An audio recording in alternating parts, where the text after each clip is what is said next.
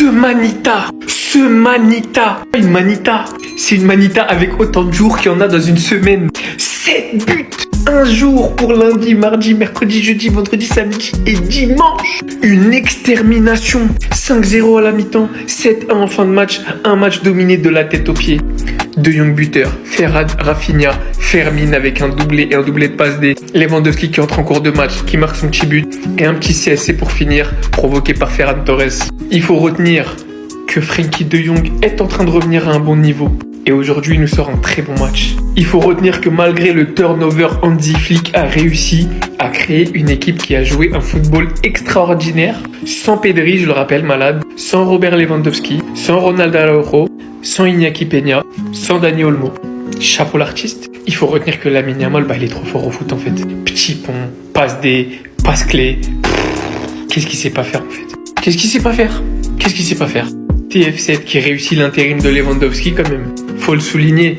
Très critiqué. Mais Ferran aujourd'hui c'est loin d'être décevant. Bon dans le jeu, buteur, impliqué sur plusieurs buts. Bon, le Capi, toujours là, toujours présent, toujours le même. Toujours dans sa course au ballon d'or. En fait, il n'y a que du bonheur quoi. Vive le Barça! Après le match de Cubarsí que je viens de voir, je me demande si c'est pas lui le plus gros talent de la Masia. Parce que oui les amis, c'est facile de parler de Lamine Yamal, c'est un attaquant et les attaquants ont beaucoup plus de lumière que les défenseurs. Et en plus de ça, lui aussi il est jeune. Mais si on regarde très bien les dingueries que ce mec là aussi fait sur le terrain, c'est pas normal. Je rappelle qu'il vient d'avoir seulement 18 ans. Là aujourd'hui pour vous dire, j'ai même pas l'impression de voir un défenseur car moi il joue au milieu. En première mi-temps, vu que le Barça mettait énormément de pression sur Valence, il jouait très haut. Faisait que Cubarsí et Inigo Martinez étaient des doubles pivots. Est-ce qu'on peut parler de sa qualité de passe s'il vous plaît? Il a un pied frère, regardez la passe décisive qu'il fait à Fermin Lopez. Le poteau il était dans la moitié du terrain du FC Barcelone, il a lâché la passe, est venu tomber pile poil devant Fermin Lopez. Ce dernier avait juste à contrôler et mettre dedans. Et si vous avez remarqué, depuis qu'il est monté en équipe titulaire, on parle même pas de lui en tant que remplaçant. Le poteau il est monté, il a mis tout le monde d'accord. À son jeune âge, physiquement, il est prêt, dans les placements, il est prêt. Le plus impressionnant c'est que dans la tête, il est prêt parce que oui les amis, c'est pas tout le monde qui est prêt dans la tête. Allez-y demander à Araujo. À 18 ans seulement, le poteau il est le cerveau du piège du hors-jeu du Barça de Flick. Et pourquoi moi je pense que ce gars-là mérite la même lumière qu'on met sur Lamine Yamal là. Il le mérite aussi. Les deux ils sont jeunes, les deux ils sont impressionnants. La seule différence c'est que c'est pas le même poste. Il a le malheur d'être défenseur. Ce gars-là s'il change de poste et qu'il devient milieu, vous-même vous allez voir. Et je parie que là où il est là, il peut devenir milieu au calme.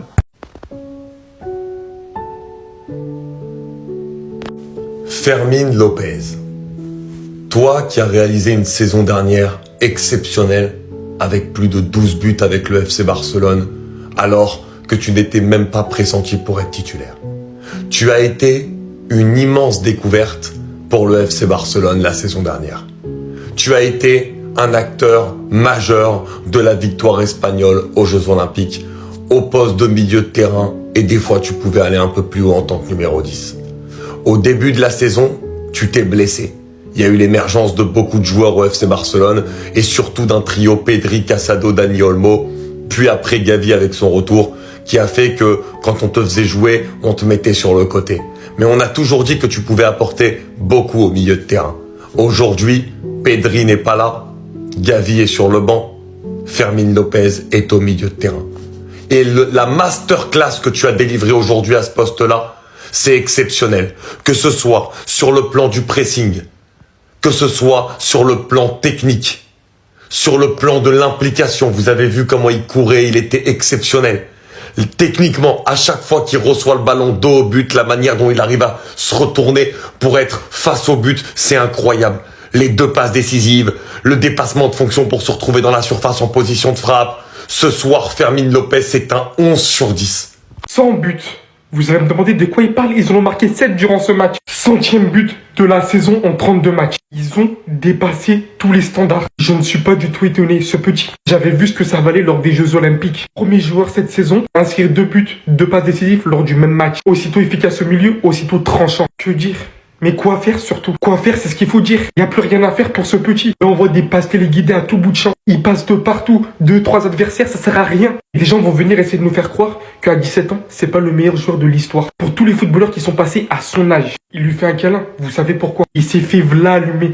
Frenkie de Jong, FDJ, un match de patron avec une belle maîtrise aujourd'hui. Travail défensif de Cubarsí, mais avec ce mec, on s'arrête pas uniquement à ça, et c'est ça ce que je kiffe chez lui. Théma le dépassement de fonction, Théma la poste qui va délivrer tout droit sur les pieds de Fermin pour qu'il aille marquer. Regardez, le ballon a atterri où? Ah, excusez-moi, autant pour moi, je n'ai pas encore parlé de lui. Depuis que certains supporters ont été cisra avec lui, Baldé, Cette année-là, là, j'ai pas les mots. La prise d'initiative sur son couloir, ses centres, ses passes. En fait, il y a tout défensivement. S'il continue à cette allure, avec Koundé de l'autre côté, non, les latéraux là, du Barça, c'est trop. Et dites-vous, hein, dans tout ça, il n'y avait même pas Pedri. Le jeu offensif qui a réussi à installer Hansi Flick, digne d'ailleurs de ce qu'on attendait de lui. Spécialité allemande, c'est juste incroyable. La grande erreur professionnelle du Barça d'avoir lâché autant de points. Parce que là, en Ligue des Champions, leur classement, on voit qu'ils sont à la hauteur de ce qu'ils montrent vraiment sur le terrain. Je vous dis, hein, nous, le Real Madrid, on n'a plus le droit à l'erreur. On peut plus perdre. Ça dit, il y a une seule équipe qui peut rivaliser avec nous. Ça dit, eux, ils peuvent discuter un peu, c'est l'équipe du paradis. Ça dit, les anges là, ils n'ont qu'à former équipe et puis ils vont venir jouer contre nous. Eux-mêmes, s'ils ne font pas attention, ça dit, ils vont prendre une correction qui ne dit pas son nom. C'est Barça seul, c'est la seule équipe pour moi qui peut marquer 5 buts à la première mi-temps. Il n'y a pas d'équipe qui peut marquer, c'est nous seulement on fait ça. C'est nous on fait ça. Ça dit, quand pas de ballon, quand il ça c'est pour nous, c'est ce qu'on aime même. Et puis sur la série, on affronte un cas de finale des coups du roi, mais ils sont morts. Ils sont foutus.